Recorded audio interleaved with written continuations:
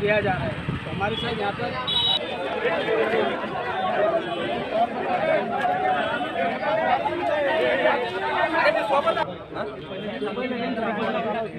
सगळ्याला इथूनच दिलं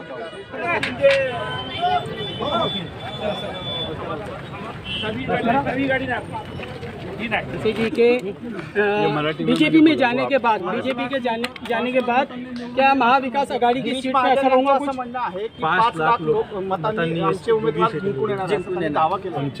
नाही बीजेपी भारतीय जनता पार्टी असं त्यांना करावंच लागेल दागा. पण आजची गर्दी जर बघितली तर दोन्ही उमेदवार शिवसेना उद्धव बाळासाहेब ठाकरे यांचे उमेदवार करण पाटील जळगावला उभे आहेत आणि आमचे श्रीराम पाटील रावेरला, हे दोन्ही उमेदवार त्याच 5 लाख मताच्या फरकाने विजयी होतील असं आज वातावरण आहे.